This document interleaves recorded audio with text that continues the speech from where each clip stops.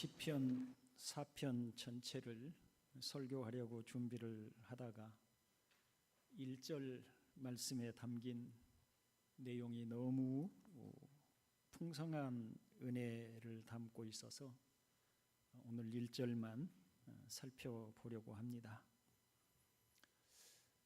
우리 참된 그리스도인들에게는 쉽게 정리해 버릴 수 없는 깊은 갈등이, 영적 갈등이 있지요. 우리가 사랑하는 하나님은 지극히 의로우신 분이시고 악이 조금도 없으신 분이신 것을 알기 때문에 그런 하나님을 알아가면 알아갈수록, 그리고 그런 하나님을 사랑하면 사랑할수록, 하나님께 가까이 가고자 하면 할수록 자신 또한 그 정결하신 하나님처럼 정결함으로 살고 싶은 소원이 우리 모든 그리스도인들에게 분명히 있습니다. 욥에게 대만 사람 엘리바스가 이렇게 말을 합니다. 하나님을 경외하는 것이 내 믿음이고 온전한 길을 걷는 것이 내 희망이 아니냐라고 말입니다. 하나님 앞에 온전한 사람으로 서고 싶은 소망, 하나님이 기뻐하실 만한 선한 사람으로 서고자 하는 희망이 주님을 사랑하는 사람이라면 누구에게나 있는 희망인 줄로 믿습니다. 다윗도 그 진실한 마음을 이렇게 고백하지요. 마음속의 진실을 기뻐하시는 주님, 제 마음 깊은 곳에 주님의 지혜를 가르쳐 주셨습니다. 우슬초로 나를 정결케 해 주십시오. 내가 깨끗하게 될 것입니다. 나를 씻어 주십시오. 내가 눈보다 더 희게 될 것입니다. 얼마나 정결하게 되고 싶은 간절한 소망을 이렇게 표현하고 있는지 모릅니다. 하나님께서는 지극히 정결하신 분이시기에 하나님을 알고 사랑하는 사람, 하나님의 영으로 인도함을 받는 사람들 또한 정결해야 함을 본성적으로 알게 된다는 것입니다. 그런 소원이, 그런 희망이, 또 그런 바람이 우리에게 있음에도 불구하고 현실적으로는 우리 자신이 결코 온전할 수 없음을 인하여 고통스러워하고 갈등하는 것입니다. 야고보는 이렇게 얘기를 합니다. 우리는 다 실수를 많이 저지릅니다. 여기서 우리는 다라고 하는데, 이 다라고 하는 단어는 헬라어로 하파스라고 하는 단어인데 전체 모두를 뜻하는 단어입니다. 그런데 그 중에서도 예외가 없는 전체를 주로 강조하여 사용하는 단어이지요. 그러니 야고보의 말을 따르면 우리는 예외가 없이 모두 다 실수를 많이 저지른다고 이야기를 하고 있는 것입니다. 이런 경험을 해보셨을 것입니다. 부모의 사랑과 수고를 알기 때문에 부모에게 효도하고 잘해드리고 싶은 마음이 다 있는데 막상 현실에서는 자기 생각대로 되지 않아서 속상한 경험 말입니다. 그래서 돌아가시고 난 뒤에 늘 후회를 합니다. 그때 좀 더 참아드릴 걸, 그때 왜 좀 더 자상하게 챙겨드리지 못했을까 하는 후회 말입니다. 하지만 정직하게 말하면 막상 다시 그 현실로 돌아간다면 또다시 별반 다를 바가 없을 것입니다. 왜냐하면 우리의 인격이나 우리 사람 됨됨이가 딱 그 정도밖에 되지 않기 때문에 그런 삶의 모습이 나타날 수밖에 없는 것입니다. 사람이 그만큼 커지고 성숙해지고 온전해져야 하는데 그렇지 못하니 마음은 있으나 마음 먹은 대로 행하지 못하고 사는 것입니다. 그렇듯이 우리의 신앙생활이라고 하는 것도 늘 그렇습니다. 하나님을 사랑하고 그 은혜를 알기 때문에 마음으로는 더 헌신하고 더 많이 사랑하고 더 정결하게 주님을 섬기고 싶으나 막상 실제적인 삶의 자리에서는 부족한 것 투성이라는 사실 때문에 안타까워하게 마련입니다. 이때 신자들은 늘 자신 없어 합니다. 한없이 부족하기만 한 자신의 현 주소 때문에 하나님 앞에서도 자신이 없습니다. 기도를 하는데도 담대함이 없습니다. 하나님께 무엇을 주장하기에도 자신감이 없고 담대함이 없습니다. 그런데 오늘 본문을 보십시오. 내 의의 하나님이여 내가 부를 때에 응답하소서라고 합니다. 여기에 내 의의 하나님이여 라고 하는 말은 자신의 의로움이 하나님께 있음을 말하는 것입니다. 나의 의로움이 아니라 하나님의 의로우심입니다. 의로우신 하나님이여 내가 부를 때에 응답하소서라고 이야기하고 있는 것입니다. 의인은 없나니 하나도 없다라고 하는 말씀처럼 이 세상에 실수나 잘못을 하지 않는 무결점의 사람은 아무도 없습니다. 그것은 우리 모두가 다 인정하는 바입니다. 그럼에도 우리는 늘상 자기 자신에게서 의로움을 찾으려고 합니다. 욥은 끝끝내 자신의 의로움을 주장하였습니다. 실제로 욥은 하나님도 인정하실 만큼 철저하게 의로운 삶을 살고자 하였던 사람이기도 합니다. 욥기 31장 5절로 6절에서 욥은 이렇게 말을 합니다. 나는 맹세할 수 있다. 여태까지 나는 악한 일을 하지 않았다. 다른 사람을 속이려고도 하지 않았다. 하나님이 내 정직함을 공평한 저울로 달아보신다면 내게 흠이 없음을 아실 것이다 라고 말을 합니다. 사실은 우리는 그렇게 욥처럼 말할 자신이 없어요. 그런데 욥은 정말 그렇게 말할 만큼 열심히 살았습니다.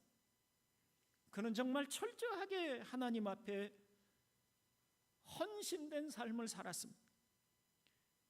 철저하게 하나님의 말씀에 순종하려고 자신의 온 힘을 다했습니다. 그렇지만 그런 욥이라도 자신의 의로움을 하나님 앞에 주장할 수 없는 것입니다. 나중에 욥은 이렇게 고백합니다.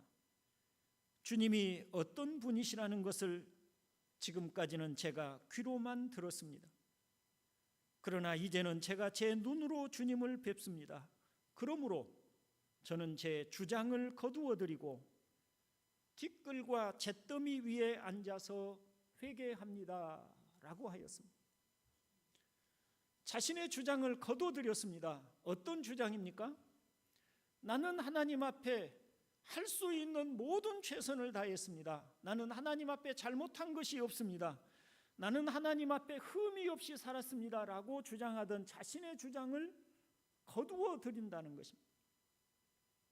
그리고 회개한다고 하는데 회개한다는 것은 자신의 죄를 인정하는 사람이 하는 것이 회개입니다.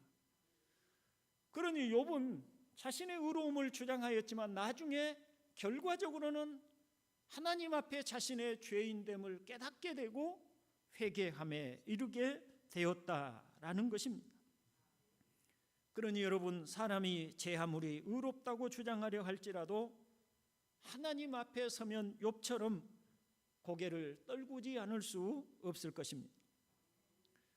그러니 신자의 의로움은 사람이 아닌 하나님께 있다는 사실입니다.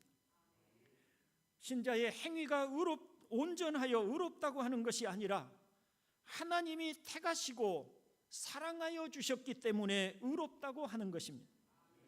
이 부분을 유심히 잘 들으셔야 할 것입니다. 예를 들어서 야곱을 볼 수 있습니다. 야곱은 잔꾀를 부려서 장자권을 샀고 그의 아버지를 속여서 장자의 축복을 받았습니다. 그뿐만이 아닙니다. 야곱은 하란에서도 항상 잔꾀를 부려서 자신의 이득을 취하려고 했던 사람입니다. 창세기 30장에 보면 야곱과 그의 외삼촌 라반 사이에 서로 약속을 하지요. 이런 약속을 한 적이 있습니다. 만일 야곱이 목양하고 있는 양떼들 가운데서 얼룩달룩한 양이 태어나면 그 양은 야곱의 소유로 하고 검은색이나 하얀색이나 단일색이 나오게 되면 그 양은 라반의 소유로 하기로 둘이 약정을 맺었습니다. 그 약정을 하고 난 후에 야곱은, 우리도 옛날에 그런 미신들이 많이 있었지요. 근데 어떤 미신적인 생각을 가지고 했는지 모르나 신풍나무와 버드나무와 살구나무 가지를 벗겨서 알록달록하게 만든 다음에 그 양들이 교미하면서 물을 마시는 그곳에 두고 거기에서 양떼들이 잉태할 수 있도록 했다는 거예요. 여러분, 상식적으로 신풍나무와 버드나무와 살구나무 가지를 벗겨서 알록달록하게 만들고 그리고 그것을 보고 양이 잉태한다고 하여 얼룩달룩한 양이 태어나겠습니까? 그건 불가능한 얘기죠. 그럴 수 없는 얘기죠. 단순히 야곱은 장꾀를 부리는 것입니다. 그 당시 사람들이 가지고 있는, 혹은 야곱이 어디에서 배웠는지 모르나 그런 어떤 미신적인 생각을 가지고 거기에서 그렇게 시행을 한 것입니다. 그런데 정말 태어난 양떼들이, 건강한 양들은, 어린 양들은 다 알록달록한 것들이 태어났습니다. 누가 그렇게 한 것입니까? 하나님이 그렇게 하신 것입니다. 야곱은 늘 장꾀를 부렸고 간사했고 거짓말로 속이기를 좋아했던 그런 사람이었습니다. 그것이 그의 사는 습관이 된 사람이었습니다. 그런데도 하나님은 야곱과 함께 하셨습니다. 야곱을 사랑하셨습니다. 야곱의 기도를 들으셨습니다. 야곱을 세상의 다른 사람들과는 달리 편애하셨습니다. 야곱이 행실이 의로워서 하나님이 야곱을 다른 사람보다 유독 더 사랑하신 것입니까? 결코 아니었습니다. 오히려 그는 다른 사람들보다 더 간사했습니다. 그럼에도 하나님은 그를 의로운 사람을 대하듯이 하셨습니다.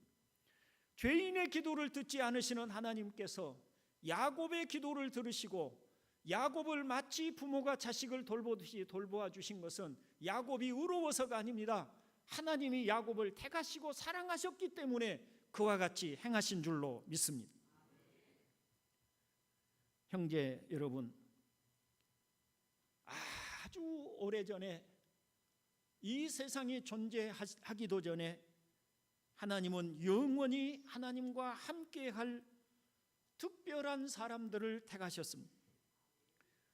그렇게 택하신 하나님의 사람들에게 때를 따라서 부모를 선택하여 이 지상에 그 하나님의 택하신 사람들을 보내셨습니다. 이때 하나님이 택하신 부모는 온전한 사람들이 아니었습니다. 죄인들이었고 여러 가지 실수나 허물이 많은 사람들이었습니다. 그러므로 하나님이 택하신 사람들도 그런 부모에게서 태어나 그들의 삶 곳곳에 오염이 묻어났습니다. 주변의 다른 사람들과 조금도 다를 바 없는 죄와 실수와 허물이 많은 사람들이 되었습니다. 외적으로 특별해 보이지도 않았습니다. 그럼에도 그들에게는 감출 수 없는 특별함이 있었습니다. 그것은 하나님이 그들을 택하셨고 그들에게서 눈을 떼지 않으시고 그들의 삶을 주장하신다는 것이었습니다. 하나님은 때가 되어 그들을 하나님께로 부르셨지만 하나님께 부름받아 나온 그들의 모습은 온전한 모습은 아니었습니다. 그렇지만 하나님은 조급하게 여기지 않으시고 그들에게 하나하나 가르치셨습니다. 하나님이 어떻게 그들을 택하셨는지, 그리고 그들을 사랑하셔서 어떻게 하나님의 아들을 보내시고 그 아들을 통해 그들의 죄를 속죄해 주셨는지를 조금씩 그들에게 설명하여 주셨고 그들의 걸음걸음을 인도해 주셨습니다. 외적으로는 다른 사람들과 아무 구별된 것이 없었지만 하나님은 그들을 특별한 사람들로 여기고 대하여 주셨습니다. 이처럼 하나님이 택하신 자녀들이 잘못하거나 실수를 할 때는 하나님이 사랑으로 징계하실지라도 미움으로 대하신 적이 한 번도 없으셨습니다. 하나님의 눈에는 그들이 의로운 사람들이었던 것입니다. 부모의 눈에 자기 자식은 허물이 많아도 마냥 이쁘게 보이는 것과 같이 하나님께서는 하나님이 택하신 자녀들을 향하여 크신 사랑을 베푸시기를 그치지 않으셨다는 말입니다. 로마서 8장 29절로 34절 상반절에 바울이 하는 말을 같이 한번 읽어보겠습니다. 매우 정말 하나님이 어떻게 행하시는지를 아주 상세하게 설명하고 있는데 이 말씀이 우리의 마음을 기쁘게 열어주시기를 바랍니다.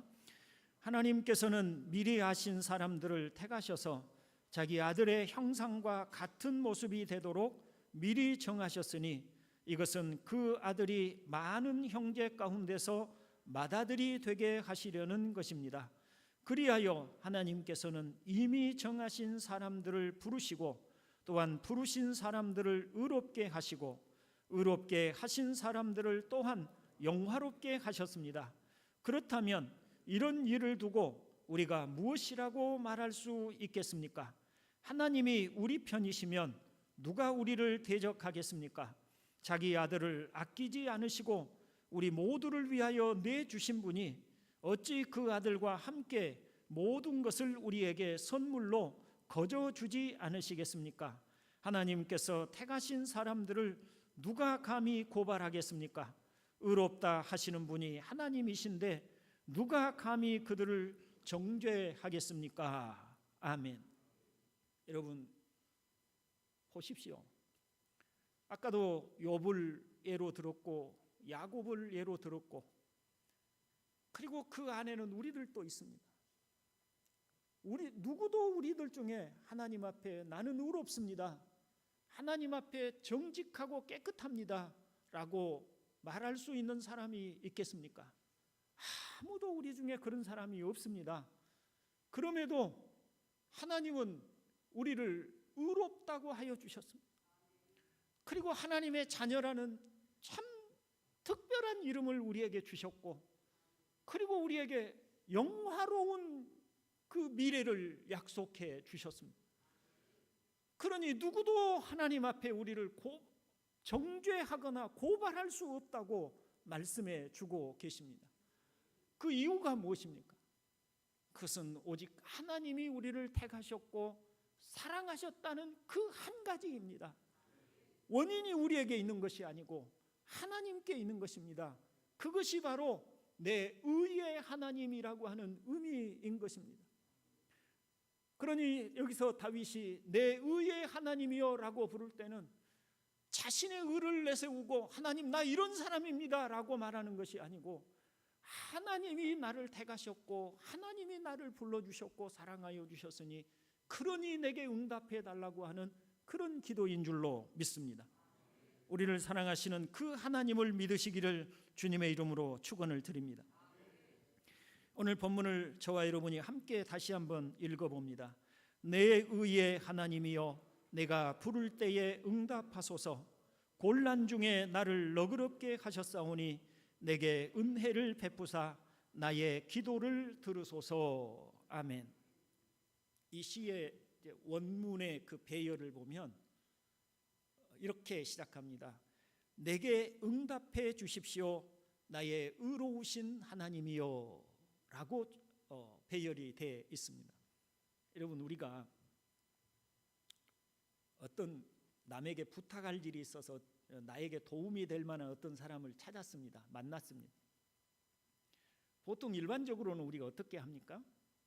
일반적으로는 그 사람에게 뭐 그동안 잘 지내셨습니까? 건강하십니까? 요즘 하시는 일은 잘 되십니까? 이런저런 이야기들을 쭉 하다가 나중에, 그런데 제가 사실은 오늘 선생님을 제가 이렇게 만나 뵙게 된 것은 도움이 좀 필요해서 그렇습니다. 내가 이러이러한 사정이 있는데 나를 좀 도와주십시오. 우리가 일반적으로 이렇게 얘기를 하지 않아요? 그런데 정말 자기가 다급할 때, 정말 자신이 너무너무 다급할 때는 어떻게 합니까? 나에게 도움이 될 만한 사람을 만나면 안부 인사할 틈이 어디가 있습니까? 덥석 손을 잡고 나를 좀 도와주십시오. 내가 지금 도움이 필요합니다. 이렇게 말하지 않겠어요? 지금 이 시편 4편의 상황이 지금 그런 상황임을 얘기해 주고 있는 거예요. 그러니까 하나님 앞에 대뜸 나가서 내게 좀 응답해 주십시오. 내 의의 하나님이여 라고 소리를 치고 있는 것입니다. 그만큼 다윗이 긴급하게 어려움 중에 있었고 그 하나님 앞에 나아가고 있음을 표현해 주고 있습니다. 물론 이때 다윗이 하나님 앞에 내게 응답해 달라고 요청하는 이유는 자신이 하나님의 응답을 받을 만한 자격이 있기 때문이 아니었습니다. 하나님이 의로우시고 하나님이 자신을 사랑하시고 자신에게 은혜를 주셨기 때문에, 자신의 하나님이시기 때문에 그 하나님 앞에 응답을 요청한 것입니다. 주님도 자신의 고난을 설명하시면서 이렇게 가르치셨습니다. 지금까지는 너희가 아무것도 내 이름으로 구하지 않았다. 구하여라. 그러면 받을 것이다. 그래서 너희의 기쁨이 넘치게 될 것이다 라고 하셨습니다.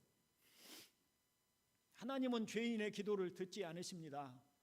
그러니 죄인들이 하나님 앞에 가서 아무리 소리치고 또 온 힘을 다해서 간구한다고 할지라도 하나님이 그 기도를 들으실 리가 없습니다. 하나님은 의로운 자의 기도를 들으시지 죄인의 기도를 듣지 않으시는 것입니다. 그런데 주님이 여기 기도하라고 그러면 주실 것이라고 하는 이유는 주님이 이런 의미를 담고 하시는 것입니다. 너희가 비록 죄인이었지만 또 너희가 여러 가지 흠과 허물이 많지만 이제 곧 내가 너희를 위해서 십자가에 달려 너희의 죄를 대속할 것이다. 그러니 너희는 죄가 있을지라도 내가 너희의 죄값을 다 치루어서 아무도 너희를 불의하다고 말할 수 없고 너희를 정죄할 수 없을 것이다. 그러니 너희는 이제는 내 이름으로 무엇이든지 기도해도 하나님께서 응답해 줄 것이다. 이런 뜻을 가지고 주님이 이렇게 말씀을 하고 계시는 것입니다. 하나님께 구하고 또 응답을 확신하는 이유는 하나님이 예수 그리스도 안에서 우리를 사랑하셨기 때문이라는 그런 뜻으로 주님이 우리에게 말씀을 하고 계시는 줄로 믿습니다. 또 본문에서 하나님의 응답을 확신하고 기도하는 이유는 과거의 경험 때문입니다. 여기 곤란 중에 나를 너그럽게 하셨사오니 라고 말을 하고 있는데, 사실 이 구절의 해석이 매우 쉽지 않습니다. 정확하게 해석해내기가 쉽지 않아요. 크게 두 가지의 해석이 가능한데, 첫째는 과거에 자신이 곤란한 상황에 처했을 때 너그럽게 대하여 주셨던 하나님이시라고 하는 의미가 있습니다. 과거의 경험을 얘기를 하는 거예요. 과거에 내가 너무너무 힘들고 곤란할 때 나를 너그럽게 대해 주셨던 하나님, 그러니 지금도 나를 너그럽게 대해 주십시오라고 하는 그런 의미로 이해할 수가 있겠고, 둘째는 현재적으로 내가 공경에 처했을 때, 내가 곤란을 당할 때 너그럽게 대하여 주시는 하나님, 나에게 응답해 주십시오라고 해석할 수 있어요. 내가 언제나 곤란 중에 있는 하나님의 자녀들에게 은혜를 베풀어 주시는 하나님, 제가 지금 곤란을 당하였으니 나를 너그럽게 좀 대해 주십시오라고 하는 그런 의미라는 것이죠. 실제로 우리말 성경을 보면 현대인의 성경은 내가 공경에 처했을 때 나를 구해 주신 주여라고 번역을 하여서 과거형으로 그렇게 번역을 하였고, 공동 번역은 이 공경에서 나를 빼내 주소서라고 하여서 현재 자신이 처한 공경에서 해결해 달라고 하는 그런 의미로 이렇게 번역을 하고 있습니다. 그리고 우리 개역개정은 과거형의 뉘앙스를 가지고 번역을 하고 있고, 표준 새번역 성경은 현재형의 뉘앙스로 번역을 하고 있습니다. 근데 사실은 이 두 가지가 의미상으로는 별 상관이 없다고 볼 수 있습니다. 왜냐하면 하나님은 과거에도 우리를 너그럽게 대하셨고 현재도 너그럽게 대하여 주시기 때문입니다. 과거에도 하나님은 여전히 우리의 하나님이셨고 혼란 중에 나를 너그럽게 대해 주셨고, 그리고 그런 하나님은 지금도 나의 하나님이시고 나를 너그럽게 대해 주시는 분이시라는 그 사실을 가지고 보면 어느 곳으로 해석을 해도 틀리지 않는다는 것이죠. 그리고 너그럽게 하셨사오니라고 하는 말은 원문상으로는 높게 하셨다라고 하는 뜻입니다. 그걸 가장 쉽게 설명을 하면 이것입니다. 누군가 내 숨통을 조입니다. 두 손으로 내 숨통을 꽉 조여서 이제 숨을 쉴 수가 없는 질식할 것 같은 상황이 되었습니다. 이제 조금만 더 이 상태가 지속이 되면 한 번만 더 내 그 손을 더 강하게 내 목을대를 누르면 그대로 숨이 끊어질 수밖에 없는 상황이에요. 이때 넓게 하셨다는 말은 그 내 숨통을 조이던 손을 느슨하게 풀어주셨다는 뜻이. 느슨하게 풀어주셨다. 그러니까 나를 꽉 조이던 압박하던 상황을 조금 풀어서 좀 널널하게 해주셨다. 널널하게 해주셨다. 조금 좀 숨 쉴 공간을 좀 마련해 주셨다. 이런 뜻이에요. 이것을 우리가 다윗의 이야기를 가지고 설명해 볼 수 있는데, 이 시편 4편도 실제로는 시편 3편과 더불어서 압살롬의 반역의 상황이 그 배경이라고 학자들이 많이 설명을 합니다. 자, 압살롬이, 다윗의 아들 압살롬이 반역을 일으켰습니다. 그런데 그 반역하는 일이 다윗도 상상할 수 없을 만큼 신속하고 성공적이었습니다. 소위 쿠데타를 일으킨 것인데 성공적이었습니다. 그래서 순식간에 나라 전체가 거의 다 압살롬의 손에 들어가게 되고 반란군의 손에 들어가게 되고, 그리고 압살롬은 다윗이 도망간 예루살렘, 수도 예루살렘에 무혈 입성을 하게 됩니다. 누가 보아도 대세는 압살롬 편으로 기울었습니다. 더구나 이 압살롬의 편에는 제갈공명 같은 지혜자 아히도벨이 있었습니다. 성경은 아히도벨에 대해서 이렇게 설명합니다. 그때의 아히도벨이 베푸는 계략은 사람이 하나님께 물어서 받은 말씀과 같은 것이라. 아히도벨의 모든 계략은 다윗에게나 압살롬에게나 그와 같이 여겨졌더라고 하였습니다. 하나님께 받은 말씀과 같다. 여러분, 하나님이 하신 말씀은 반드시 이루어지잖아요. 압살롬이 어떤 계략을 펼치면 반드시 이루어지는 거예요. 그대로 되는 거예요. 마치 하나님이 하시는 것처럼 되는 거예요. 그게 압살롬도 그렇게 생각하고 있고 다윗도 그렇게 생각하고 있는 거예요. 아히도벨이 압살롬에게 국정을 손쉽게 장악할 수 있는 이런저런 방법을 제시를 하고, 그리고 마지막으로 아히도벨이 압살롬에게 이렇게 말을 합니다. 내가 12,000명을 뽑아서 출동하여 오늘 밤으로 당장 다윗을 뒤쫓도록 허락하여 주십시오. 그가 지쳐서 힘이 없을 때에 내가 그를 덮쳐서 겁에 질리게 하면 그를 따르는 모든 백성이 달아날 것입니다. 그때에 내가 왕만을 쳐서 죽이면 됩니다. 그렇게만 되면 내가 온 백성을 다시 임금님께로 돌아오게 할 수 있습니다 하였어요. 아히도벨의 말은 이것입니다.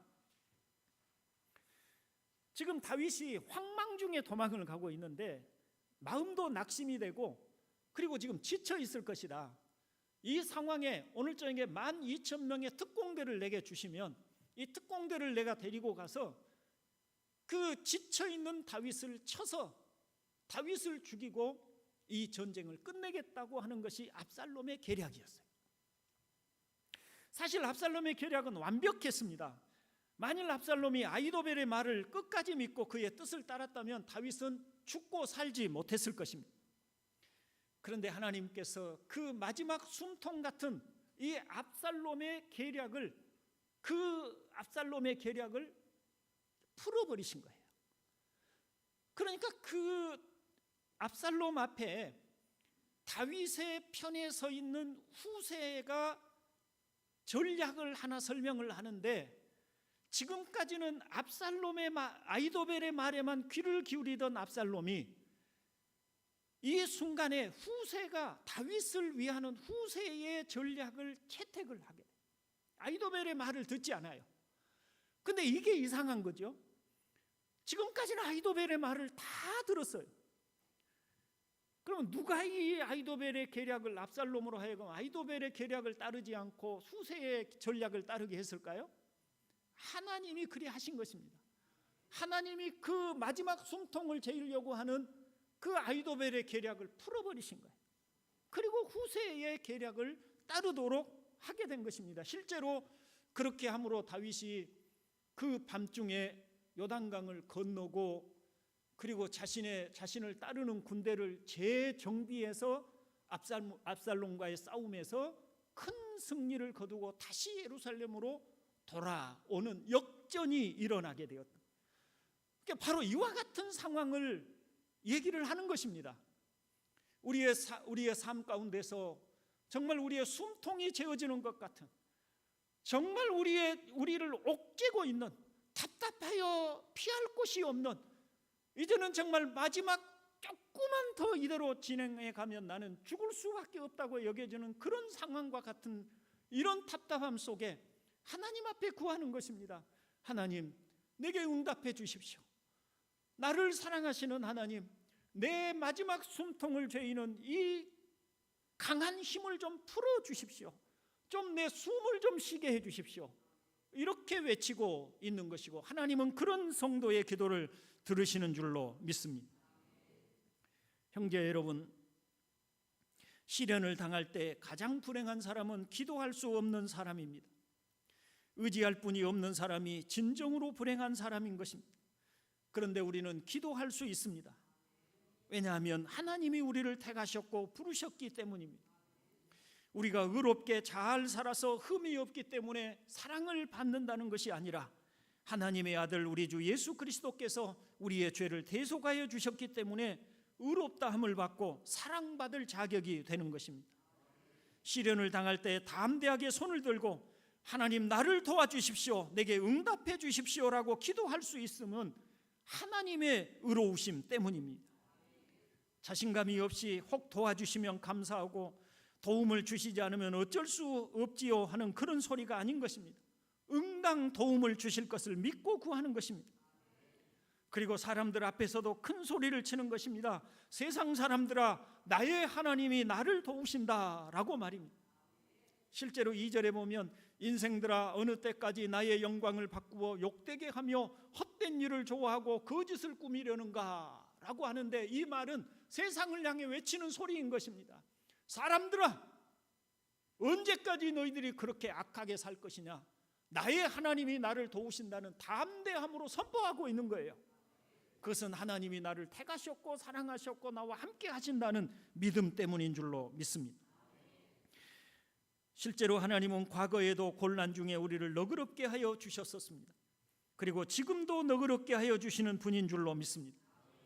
예수님께서는 내가 믿으면 하나님의 영광을 보게 되리라고 내가 너에게 말하지 않았느냐라고 하셨습니다. 하나님이 우리를 사랑하신다는, 그래서 우리의 기도를 들으신다는 이 말씀을 믿으시기를 바랍니다. 그러므로 믿음으로 기도하는 성도 되기를 주님의 이름으로 축원을 드립니다. 아멘. 기도합니다. 우리를 사랑하시는 아버지여, 주의 빛을 지금 이 시간에 앉아있는 우리 동산교회 모든 교우들 마음에 비춰 주시옵소서. 어둠이 우리 마음 안에서 물러가게 하여 주시옵고, 그러므로 우리로 보게 하여 주시옵소서. 하나님이 우리를 어떻게 사랑하시는지, 하나님이 우리 주 예수 그리스도 안에서 우리를 어떻게 택하셨고 사랑하셨고 은혜를 베푸시는지를 보게 하여 주시옵소서. 그러므로 저희들 손을 들고 우리 하나님께 담대하게 기도할 수 있게 하여 주시옵소서. 하나님이 들어주심을 확신하고 하나님을 향하여 손을 들고 간구할 수 있도록 은총을 베풀어 주시옵소서. 우리 동산교회 형제들이 담대하여 내 의의 하나님이여 내가 부를 때에 응답하소서라고 기도할 수 있도록